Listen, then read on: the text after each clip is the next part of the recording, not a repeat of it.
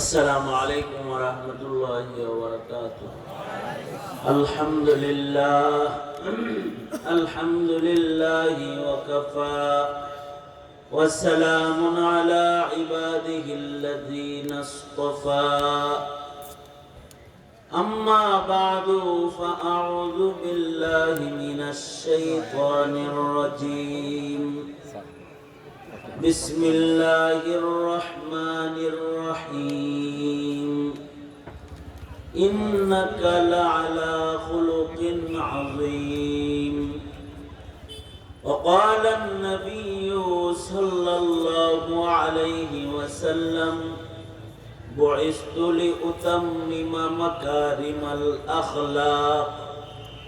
وقال النبي صلى الله عليه وسلم: أنا زعيم ببيت في وسط الجنة لمن حسن خلقه، أو كما قال عليه الصلاة والسلام.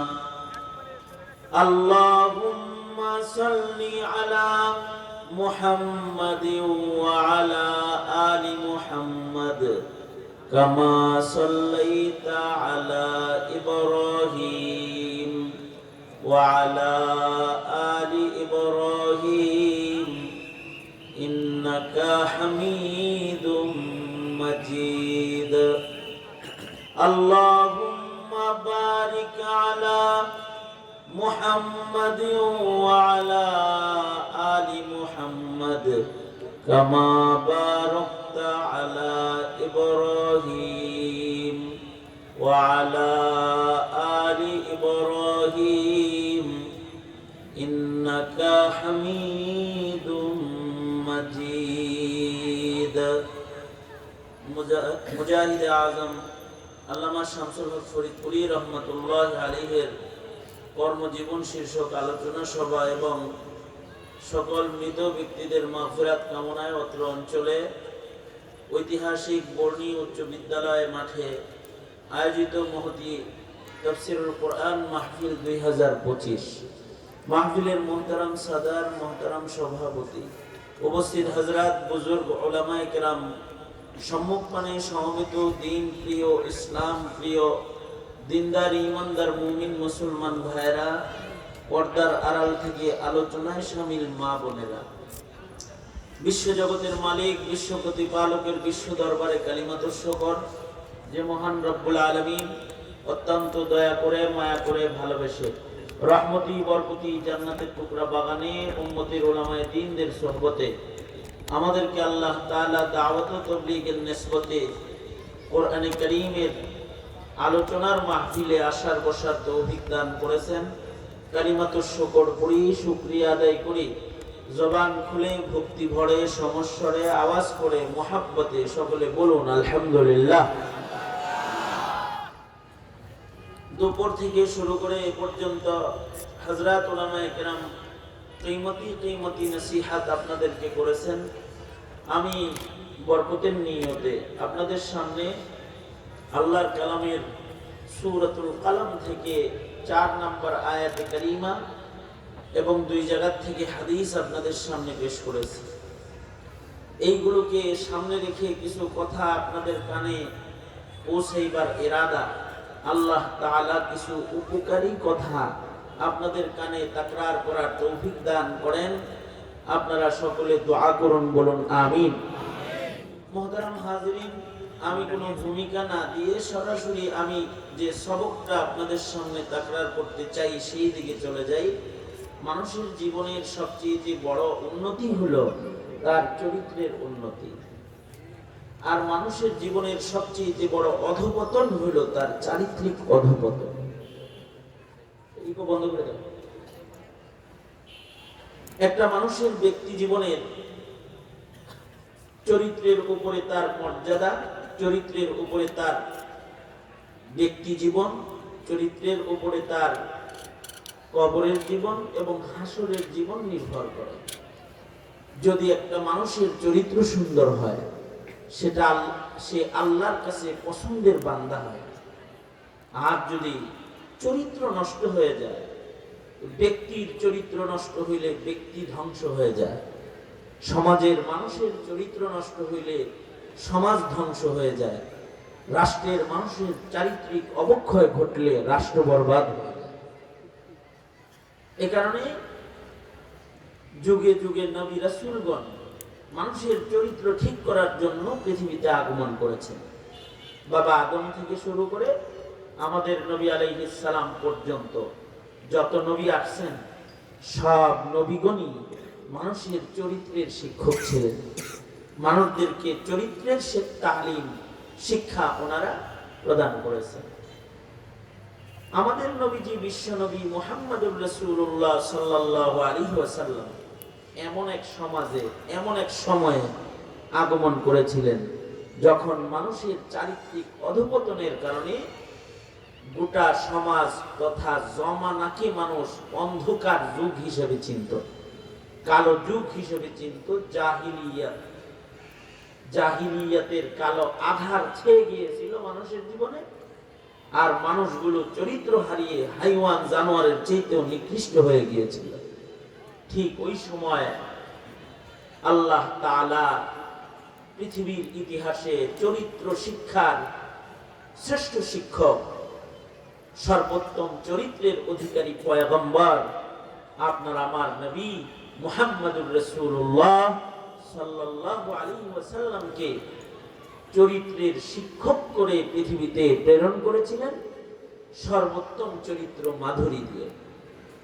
আল্লাহর রাসূল বলেন, আলা রাসূলুল্লাহি সাল্লাল্লাহু আলাইহি ওয়াসাল্লাম বুইসতু লিউতাম্মিমা মাকারিমাল আখলাক। আল্লাহর নবী বলেন যে আমি সর্বোত্তম চরিত্র শিক্ষা দিতে তোমাদের মাঝে আবির্ভূত। নবীজি মানুষকে চারিত্রিক তালিম প্রদান করেছেন। যিনি চরিত্রের শিক্ষক হইবেন, তার চরিত্র যদি উন্নত না হয়, সে চরিত্রের গুণে ছাত্র ভালো কেমনে গঠন করবে? সঙ্গত কারণেই আল্লাহ তাআলা আপনার আমার নবীকে খুলুকে আযীম, সর্বোত্তম চরিত্র দান করেছেন। আমাদের নবী আলাইহিস সালামের চরিত্র হলো খুলুকে আযীম। আল্লাহ তাআলা বলেন, ইন্নাকা লাআলা খুলুকিন আযীম। আমাদের নবী আলাইহিস সালামের ব্যাপারে আল্লাহ তাআলা বলেন, নিশ্চয়ই বন্ধু আপনি সবচেয়ে উত্তম চরিত্র মাধুরী ওয়ালা পয়গম্বর। আপনাকে আমি সবচেয়ে সর্বোত্তম চরিত্র দান করেছি।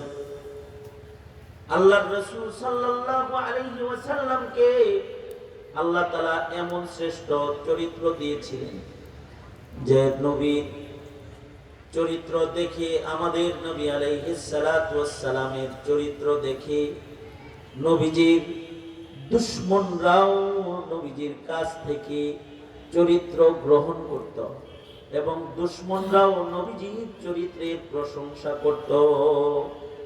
শুধু দলের লোক গুণ গাইতো না, বিরোধী দলের মানুষ যারা, তারাও গুণ গাইতো। আমাদের গুণ তো আমাদের দলের মানুষ গায়, বিরোধী দল যদি কেউ হয় তখন সে গুণ গায় না, তার দোষ গায়। কিন্তু মুহাম্মদুর রাসূলুল্লাহ সাল্লাল্লাহু আলাইহি ওয়াসাল্লাম তিনি এমন এক সর্বোত্তম চরিত্র নিয়ে পৃথিবীতে আগমন করেছিলেন যে নবীজির চরিত্রের গুণগান কাফেররাও গাইত। আল ফাজলুল লিমান শাহিদাত লাহুল আদা। দুশমন যদি কারোর প্রশংসা করে, কারোর দুশমন যদি কারোর গুণ গায়, তো তার মর্যাদা বেড়ে যায়। দুশমন যদি কারোর দুশমনের প্রশংসা করাইতে পারে, তার চাইতে মহৎ উপরের মানুষ কে হইতে পারে? আমাদের নবীজি বিশ্বনবী মুহাম্মদুর রাসূলুল্লাহ সাল্লাল্লাহু আলাইহি ওয়াসাল্লাম দুশমন যারা, তাদের কাছেও প্রশংসিত ছিলেন। আল ফাজলু লিমান শাহিদাত লাহুল আদা। দুশমন যদি কারোর গুণ গায় তাহলে তার মর্যাদা বেড়ে যায়, দুশমনেও যদি কারোর প্রশংসা করে তাহলে তার প্রশংসাটা গ্রহণযোগ্যতায় পৌঁছে যায়। পক্ষের মানুষ তো কতজনের গুণ গায়, কিন্তু বিপক্ষের লোকেও যদি গুণ গায় তাইলে তার গুণ, তার মর্যাদা অনেক উপরে চলে যায়। মুহাম্মদুর রাসূলুল্লাহ সাল্লাল্লাহু আলাইহি ওয়াসাল্লাম উনি এমন এক মহান চরিত্র নিয়ে পৃথিবীতে আগমন করেছিলেন যে ওনার চরিত্র, ওনার চারিত্রিক সনদ আল্লাহ তাআলার পক্ষ থেকে শুধু না, দুশমনরাও নবীজির চরিত্রের সনদ। আল্লাহর রাসূল সাল্লাল্লাহু আলাইহি ওয়াসাল্লাম জীবনে কোনদিন বাচপান থেকে শুরু করে মৃত্যু পর্যন্ত এমন কোন আচরণ আল্লাহর রাসূল কারোর সাথে করেন নাই যে আচরণের কারণে নবী আলাইহিস সালাতু ওয়াস সালামের বদনাম গাওয়া যায়। নবীজি প্রশংসিত, নাম যেমন মুহাম্মদ, কামও ওইরকম যে আল্লাহর রাসূলকে আল্লাহ তাআলা এমন এক আখলাক দান করেছিলেন যে নবীজি দুশমনের জবানেও নবীজি প্রশংসিত। আমরা তো নিজেদের কাছে প্রশংসা কুড়াইতে পারি না, আমরা নিজেরা নিজেদের দুশমনদের কাছে তো অনেক পরের কথা। নিজেরা নিজেরা নিজেদের প্রশংসা কুড়াইতে পারি না। এত দুর্বল আখলাক, এত দুর্বল চরিত্র আমাদের ধীরে ধীরে হইতেছে। কিন্তু আমাদের আবাদাত যারা, আমাদের পূর্বপুরুষ যারা, তাদের নাম কেন নিতে হয়? শামসুল হক ফরিদপুরি রহমতুল্লাহ আলাইহির জীবন কর্মের উপরে আলোচনা কেন করতে হয়? কারণ ওনারা তো এমন এক চরিত্র গ্রহণ করেছিলেন নবীজির কাছ থেকে, ওনাদের গুণ শুধু মুসলমানে গায় না, ওনাদের গুণগান ওনাদের দুশমনরাও গায়। এ কারণে চরিত্র গঠন, চরিত্র গঠন এটা চারিত্রিক উন্নয়ন, এটা জাতির মহান এক দৌলত, এর মাধ্যমে জাতির মর্যাদা বেড়ে যায়। চরিত্র গঠনের জন্য কিছু মূলনীতি আল্লাহর রাসূল সাল্লাল্লাহু আলাইহি ওয়াসাল্লাম বলেন, চরিত্রের গুণে তুমি গুণী হইতে চাও তাহলে সিলমান ফাতাআকা ওয়াফু আম্মান যালামাকা ওয়া আহসিন ইলা মান আসাআ ইলাইক। আল্লাহর রাসূল বলেন, চরিত্রওয়ালা হইতে চাও, যে তোমার সাথে সম্পর্ক ছিন্ন করে তুমি তার সাথে সম্পর্ক জুড়া ফেলাও, যে তোমার উপরে জুলুম করে তুমি তারে মাফ করে দাও। ওয়াফু আম্মান যালামাকা, যে তোমার উপরে জুলুমকারী তুমি তাকে ক্ষমাকারী হয়ে যাও। ওয়া আহসিন ইলা মান আসাআ ইলাইক, যে তোমার ক্ষতি করে তুমি তাকে ক্ষতি করো না, তোমারে কষ্ট দেয় তো তুমি তার উপকার করে যাও। তোমাকে আঘাত দেয় তুমি তাকে পাল্টা আঘাত দিও না, তুমি তার উপকার করো। আঘাতটা যদি জবানের আঘাত হয়, এই মাইকলা কে এই ইকো আর ইয়া যা আছে সব বন্ধ, গান গাইতে বসে। তোমাকে যদি কেউ আঘাত করে তুমি পাল্টা আঘাত দিবা না, তুমি তাকে সুন্দর আচরণ উপহার দাও, কারণ সুন্দর আচরণ এটা আখলাক, সুন্দর ব্যবহার এটা আখলাক। আল্লাহর রাসূল সাল্লাল্লাহু আলাইহি ওয়াসাল্লামের আখলাকের বর্ণনা দিতে গিয়ে হযরত আনাস বলেন 10 বছর নবীজির খেদমত করছি। এই 10 বছরের ভেতরে নবীজি আমাকে কথা বলেন নাই এই কাজটা কেন করলে, এই কাজটা কেন করলা না। আল্লাহু আকবার। এমন ধমকের সুরে এতটুকু কথা নবীজি বলেন নাই। আল্লাহর রাসূল সাল্লাল্লাহু আলাইহি ওয়াসাল্লাম যে নবীজিকে অনেক বড় আক্রমণ করতে গেছে তাকেও মাফ করে দিয়েছেন। আল্লাহর নবী একবার গাছতলার ভেতরে নবীজি ঘুমাইতেছেন, আরাম করতেছেন। কাফের একটা এসে আল্লাহর নবীর গর্দানে ছুরি ধরে বলে, মাইয়ামনিউকা মিন্নি, এই মুহাম্মদ তুমি একা একা শুয়ে আছো, আমার হাতে তরবারি আছে, তোমাকে কে বাঁচাবে? অর্থাৎ আমি তোমাকে এখন হত্যা করে ফেলবো, কে বাঁচাবে তোমাকে? আল্লাহর রাসূল সাল্লাল্লাহু আলাইহি ওয়াসাল্লামের মুখ দিয়া মৃদু আওয়াজে বের হয়েছে, বাঁচাবে আমার আল্লাহ। বলেন তো বাঁচানেওয়ালা কি? আরো জোরে আওয়াজ করে বলেন বাঁচানেওয়ালা কি? আল্লাহর রাসূলের মুখ দিয়া আল্লাহ বের হয়েছে।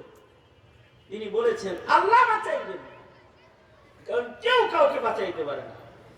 ভারত আমাদের বাঁচাবে না, আমেরিকা আমাদেরকে বাঁচাবে না, চায়না আমাদেরকে বাঁচাবে না, রাশিয়া আমাদেরকে বাঁচাবে না। বাঁচাবেন কে? জোরে বলেন আল্লাহ বাঁচাইবেন। নবীজি বলতেছেন আমাকে বাঁচাবেন আল্লাহ। আল্লাহর রাসূল সাল্লাল্লাহু আলাইহি ওয়াসাল্লামের মুখ দিয়া এই আল্লাহ শব্দ বের হওয়ার সাথে সাথে দুশমনের হাতের তরবারি হাত থেকে খুইলা মাটিতে পড়ে গেছে। আল্লাহর নবী ইহুদির হাত থেকে পড়ে যাওয়া তরবারিটা নিজের হাতে উঠায়া নবীজি তার গলায় তরবারি ধরে এবার বলতেছে, মাইয়ামনিউকা মিন্নি, তোমাকে কে বাঁচাবে? তারপর আল্লাহ নেই, সে কয় আপনি আমারে বাঁচাইবেন। আল্লাহর রাসূল সাল্লাল্লাহু আলাইহি ওয়াসাল্লাম নিজের আখলাক প্রদর্শন করলেন, খুলুকে আজিম প্রদর্শন করলেন। আল্লাহর রাসূল বললেন, তুমি আমার গলায় ছুরি ধরেছিলে মারার জন্য, আমি চাইলে তোমার গলাটা এখন তোমার ছুরি দিয়া গর্দান থেকে আলাদা করতে পারতাম, কিন্তু আমি তোমাকে মাফ করে দিলাম। সে বলে এই শিক্ষাটাই আমার দরকার, তাইলে আমি অন্য দলে না, আমি আপনার দলে যোগ দিলাম, আমাকে কালেমা পড়ান, মুসলমান বানায়। আল্লাহর রাসূল বলেন, অন্য হাদিসে আল্লাহর নবী বলেন, খুযিল আফওয়া ওয়া'মুর বিল উরফ, খুযিল আফওয়া ওয়া'মুর বিল উরফি ওয়া আ'রিজ আনিল জাহিলিন। আল্লাহর রাসূল বলেন, মানুষকে ক্ষমা করো, বেশি বেশি ক্ষমা করা শিখো, আফু দরগুজারি, সবাইকে মাফ করতে থাকবা, ক্ষমা করবা, এটা আখলাক। ওয়া'মুর বিল উরফি, মানুষকে ভালো কাজের দিকে আদেশ করবা, মারুফ পথ দেখাইবা, মুনকার রাস্তা দেখাইবা, নিন্দিত পথ প্রদর্শন করবা না, প্রশংসিত পথ, প্রশংসার কাজ, ভালো ভালো কাজগুলা মানুষদেরকে করতে বলো। আর মূর্খরা যদি, বেবুজরা যদি তোমার সামনাসামনি হয়ে যায় তো বেবুজদের থেকে নিজেকে একটু এড়ায় চলো, এটা আখলাক। জাহেলদের সাথে মুখোমুখি হইতে যায় না, তাদের থেকে নিজেকে সরায় নাও, কারণ জাহিল তোমার আখলাকের মূল্যায়ন করবে না। ও আরিজ আনিল জাহিলি, আল্লাহ তাআলা তো আরো শক্ত করে বলেন, তুমি যদি জাহেলের মুখোমুখি হয়েও যাও, ওয়াইদা খাতাবাহুমুল জাহিলুনা ক্বালু সালামা, জাহেল যদি তোমাকে গালি দেয়, জাহেলেরা, তো তুমি তাকে পাল্টা গালি দিতে যায়, তোমার চরিত্রের যে সৌন্দর্য এটাকে নষ্ট করো না, তুমি তাকে সালাম দিয়ে চলে যাও, ভালো কথা কও তার লগে। সে তোমাকে গালি দিয়েছে, তুমি তার সাথে ভালো আচরণ দেখাও। আল্লাহ পাক বলে তোমাকে মূর্খরা গালি দিছে, তো তুমি তাদেরকে গালির পাল্টা গালি না দিয়া শান্তির কথা বলে সালাম দিয়ে ভালো কথা বলে চলে যাও। আল্লাহ পাক বলেন ওয়া ইবাদুর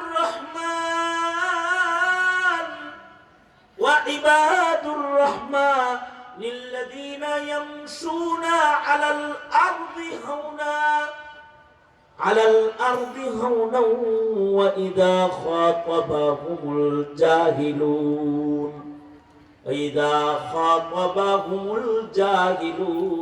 ক্বালু সালামা। আল্লাহ বলে যে তোমরা কি আমার গোলাম হইতে চাও, তাহলে চরিত্রওয়ালা হইতে হইব তোমার।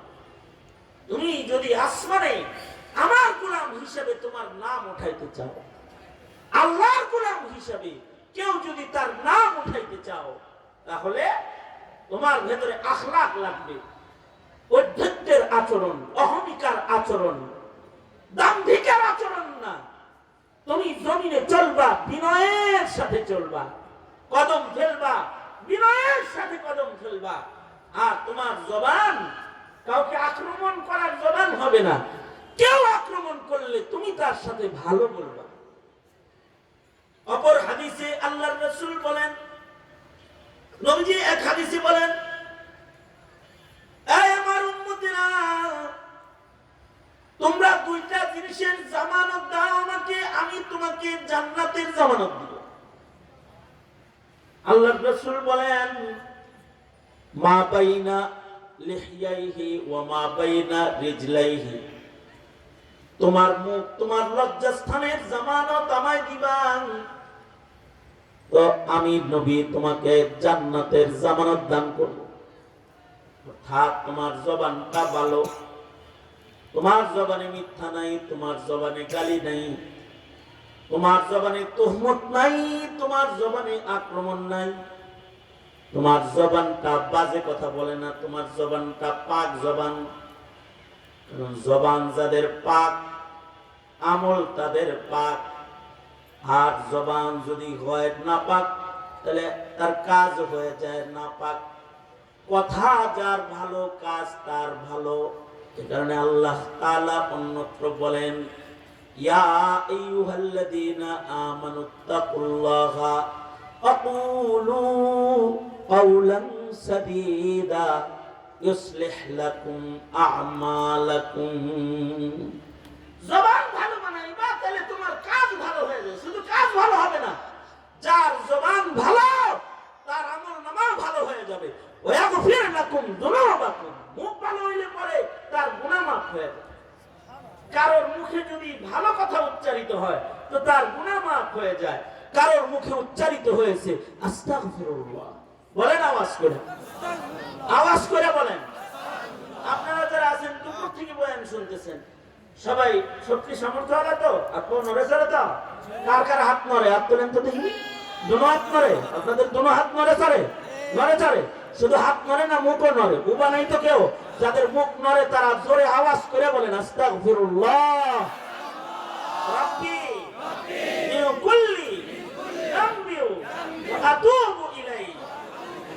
মুখে এতটুকু কথা যদি কারো উচ্চারিত হয় তো তার পিছনের সব গুনাহ মাফ হয়ে যায়। দিল থেকে যদি এতটুকু কথা কারোর বের হয়, এ কারণে যার মুখ ভালো তার জান্নাতের জামিনদার সাইয়্যিদুল মুরসালিন রাহমাতুল লিল আলামিন মুহাম্মাদুর রাসূলুল্লাহ সাল্লাল্লাহু আলাইহি ওয়াসাল্লাম, যার জবান ভালো তার জামানত, জান্নাতের জামানত নবী দান করেছে। নবীজি বলে, তুমি তোমার মুখ ভালো করো, তাহলে তোমার লজ্জাস্থান পবিত্র রাখো, তোমার জবান পবিত্র রাখো, তো আমি তোমাকে জান্নাতের জামানত দিয়ে দিব। এই কারণে আমাদের আকাবিররা কথা বলতে খুব সাবধানে বলতেন, যাতা বলতে নাই। এ যাবৎ পর্যন্ত মানুষের ভেতরে যত মানুষের বিপদ ঘাড়ে সওয়ার হয়েছে, তাদের জবান নাপাক হওয়ার কারণে সওয়ার হয়েছে। বেঈমান হয়েছে যারা, তাদের মুখ নাপাক করেই বেঈমান হয়েছে। জান্নাতের মালিক হইছে। তারা মুখ পবিত্র কইরাই মুখে পড়ছে লা ইলাহা ইল্লাল্লাহ মুহাম্মাদুর রাসূলুল্লাহ, সাথে সাথে দাখালাল জান্নাহ, জান্নাতের মালিক হয়ে গেছে মুখটা পবিত্র কইরে। আর এই জগতে কেউ যদি বেজ্জতি হইছে তো কথা বইলা বেজ্জতি, হ্যাঁ মুখ খুব চলে, মুখে যা আসে তাই বলে তো বেজ্জতি হয়েছে। মুখে বাইর হয় গালি তো কাউরে গালি দেয়, অমুকের বাচ্চা তমুকের বাচ্চা, মুনাফিক কাফের জঙ্গি, এরকম গাল দিতে থাকে। এমনকি গাল দিতে দিতে বলে তুই রাজাকার, তুই যুদ্ধ অপরাধী, তুই তালেবান, তুই সন্ত্রাসী, এগুলো বলতে থাকে। মুখ যখন খারাপ হয়ে যায় তখন তার উপরে বালা মুসিবত এসে, যার মুখ নাপাক হয়ে যায়, মুখে খারাপ উচ্চারণ এসে যায়, তখন এটার প্রভাব তাকে ইজ্জতের আসন থেকে টান দিয়া নামায়া বেজ্জতের জায়গায় ফেলে দেয় মুখের খারাপের কারণে। আর মুখ যদি কারোর পাক হয়, তাহলে মুখের পাক কথা হলো কালিমাতান তাইয়িবাতান কাশাজারাতিন তাইয়িবাতিন, মুখের একটা পাক পবিত্র কথা, এটা এমন বড় গাছের মতো, আসলুহা সাবিত ওয়া ফারউহা ফিস সামা, যার গোড়া আছে জমিনে কিন্তু আগা আছে আসমানে। আল্লাহু আকবার কাবীর, একটা ভালো কথার এত দাম। এই কারণে আল্লাহ তাআলা বলেন قد أفلح المؤمنون الذين هم في صلاتهم خاشعون والذين هم عن اللغو معرضون। আল্লাহ বলেন ওই মুমিনরা সফল কাম যারা নামাজি, যারা আল্লাহর ভয় নিয়ে নামাজ পড়ে। সফল মুমিন তারা যাদের জবান ভালো, যাদের মুখ দিয়ে যা তা উচ্চারণ তারা করে না, তাদের মুখে যা তা কথা বের হয় না, তারা কথা বলতে বড় সাবধান কথা বলে। যে কথাটা আল্লাহ, যে কথাটার উপকার নাই এমন কথা তার মুখে উচ্চারিত হয় না। অর্থাৎ যে কথাটার দুনিয়ার উপকার নাই, যে কথাটার আখিরাতের উপকার নাই, যে কথাটার দুনিয়ার উপকার নাই, যে কথাটার আখিরাতের উপকার নাই, এমন কথা মুখে উচ্চারণ করে না। এই মানুষগুলা সফল, তাদের সফলতা হলো রাসূল তাদের জান্নাতের জামিনদার। যাদের মুখ ভালো তাদের জান্নাতের জামানত দিয়েছেন মুহাম্মাদুর রাসূলুল্লাহ সাল্লাল্লাহু আলাইহি ওয়াসাল্লাম। আল্লাহর রাসূল বলেন যত মুখ চালাইবা তত বিপদে পড়বা, আর যত চুপ করে থাকবা তত নাজাত পাইবা। বেশি মুখ চালাইবা তো বিপদে পড়ে যাইবা, জবান বেশি চালাইতে নাই। তবে মান সাকাতা নাজা, যে চুপ থাকবে নাজাত পেয়ে যাবে। মান সামাতা নাজা, যে চুপ থাকবে সে নাজাত পেয়ে যাবে। এই হাদিস শোনার পরে ইতিহাসের পাতার এমন আবেগ অতিক্রম করেছে যারা তাদের জীবনে 21 বছর 30 বছর 40 বছরের ভেতরে নিজের মুখে দুনিয়ার কোন কথা জিক্রুল্লাহ তিলাওয়াত ছাড়া আর কিছু মুখে উচ্চারণ করে নাই। আল্লাহু আকবার করে বলেন, আর উচ্চারণ করে নাই। এই শুধু এতটুকু শোনার পর যে চুপ থাকবে সে নাজাত পেয়ে যাবে। কারণ মুখের কথাগুলাই তো মিজানে ভারী ভারী হবে। মুখে বের হইছে সুবহানাল্লাহি ওয়া বিহামদিহি সুবহানাল্লাহিল আযীম, মুখে বের হয়েছে লা ইলাহা ইল্লাল্লাহ। যদি কারোর মুখের শেষ কথা হয় লা ইলাহা ইল্লাল্লাহ, মান কানা আখিরু কালামিহি লা ইলাহা ইল্লাল্লাহ ফাদাখালাল জান্নাহ, যার জীবনের শেষ কথা হয়ে যাবে লা ইলাহা ইল্লাল্লাহ, সে আল্লাহর জান্নাতে ঢুকে পড়বে। আবার তার মুখে উচ্চারিত হবে সুবহানাল্লাহি ওয়া বিহামদিহি সুবহানাল্লাহিল আযীম কালিমাতানি হাবিবাতান খাফিফাতানি আলাল লিসান সাকিলাতানি ফিল মিজান। মুখে উচ্চারণ করতে কোনো কষ্ট হয় না, কিন্তু মিজানে অনেক ভারী। সুবহানাল্লাহি ওয়া বিহামদিহি সুবহানাল্লাহিল আযীম। উস্তাদ মুহতারাম শেখুল হাদিস আল্লামা আজিজুল হক রাহমাতুল্লাহ আলাইহি সারা দিন পড়তো সুবহানাল্লাহি ওয়া বিহামদিহি সুবহানাল্লাহিল আযীম। শামসুল হক ফরিদপুরি রাহমাতুল্লাহ আলাইহি নিজের সার্বক্ষণিক সময় নিজামুল আওকাতের আওতায় এনে অযথা কথা ওনারা বলতেন না। হয়তো তিলাওয়াত নয়তো কলম, ভালো কথা লিখেছেন। জীবনে আমাদের মতো ফেসবুকের লেখা যদি শামসুল হক ফরিদপুরি রাহমাতুল্লাহ আলাইহি লিখতেন, তাহলে ফেসবুক অন্য কোনো লেখায় তালাশ করে পাওয়া যেত। কিন্তু উনি ওনার কথাগুলোকে ফেসবুকে না লিখে ওনার ভালো ভালো কথাগুলোকে কলম বন্ধ করে গেছেন।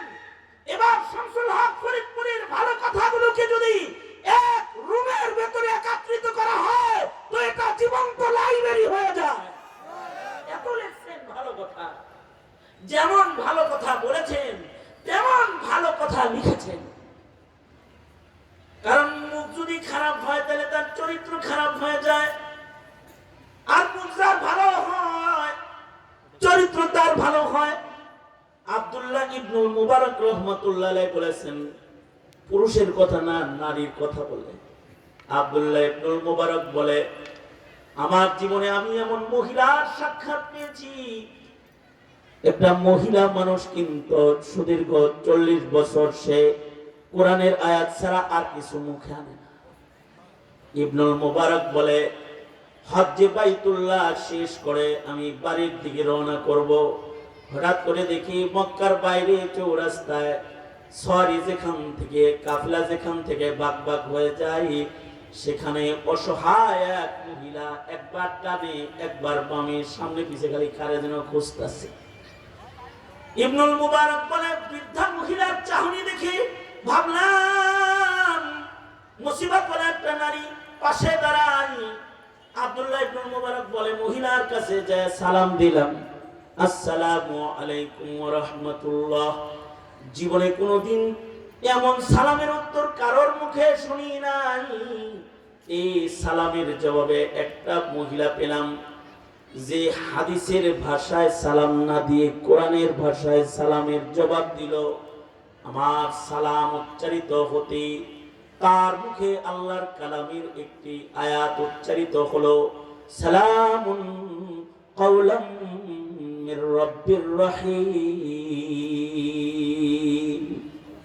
ইবনুল মুবারক বলেন, আমি তাকে বললাম, এই মা, এখানে কি হইছে, হারাই গেছেন নাকি? সে আরেক আয়াত তেলাওয়াত করে বুঝাইলো হারাইছে। মাই ইউযলিলিল্লাহু ফালা হাদিয়া লাহ। আল্লাহ যদি কাউরে পথ হারায়া দেয়, পথ দেখানোর তার কেউ থাকে না। জিগাইলাম, কোন জায়গায় বাড়ি আপনার? জাগার নামটাও কোরআনের আয়াত দিয়েই বলল, নিজের ভাষা ব্যবহার করলো না। সে বলল, সুবহানাল্লাযী আসরা বিআবদিহি লাইলাম মিনাল মাসজিদিল হারামি ইলাল মাসজিদিল আকসা। তার মানে হলো নবীজিকে রাতের বেলায় সরওয়ারে দু আলম নবীকে মিরাজের রাতে আল্লাহ তাআলা মক্কা থেকে আকসায় নিয়েছে। আমিও রইছি মক্কায়, কিন্তু যাব আকসা। ইবনুল মুবারক বলে, আমি জিগাইলাম, আমি কি আপনাকে কোনো উপকার করতে পারি? আমি কি আকসার পথে আপনাকে আপনার বাড়ির পথে আগায় দিতে পারি মা? সে আবার কোরআনের আয়াত পড়ে বলে, ফামান ইয়ামাল মিসকালা যাররাতিন খায়রান ইয়ারাহ। তুমি যদি ছোট্ট কোনো ভালো কাজও করো, সেটা তুমি তোমার জন্য ময়দানে মাহশারে আমলনামায় হাজির পাইবা। আশ্চর্য মহিলার কথোপকথনে আশ্চর্যান্বিত হয়ে আমি মহিলাটার খেদমতের জন্য নিজের উটকে বসায়া দিলাম, আর তাকে বলতে লাগলাম, পেরেশান হবেন না, আমি আব্দুল্লাহ ইবনুল মুবারক, আমি হাজিদের খাদেম, আমি আপনাকে আপনার ঘর পর্যন্ত পৌঁছানো ছাড়া আপনার থেকে আমি আলোক হব না। সাথে সাথে তার মুখে উচ্চারিত হলো আলহামদুলিল্লাহি রাব্বিল আলামিন। ইবনুল মুবারক বলে, মহিলাটাকে উটের পিঠে লইয়া আমি হাঁটতে লাগলাম আকসার পথে। দুশ্চিন্তাগ্রস্ত একটা নারী, যে মাহরাম হারায় ফেলেছে, যে পথ হারায় ফেলেছে, তাকে কিছুটা মনোরঞ্জনের জন্য ইবনুল মুবারক বলে আমি কিছু শের শায়রি করতে লাগলাম, কবিতা পড়তে লাগলাম। তাকে আনন্দ দেওয়ার জন্য আমি শের শায়রি পড়তে লাগলাম। আজব মহিলা উটের পিঠ থেকে আমার দিকে হিদায়াত ছুড়ে মারল, কোরআনের আয়াত দিয়া আমাকে বলে ফাকরাউ মা তায়াসসারা মিনাল কোরআন।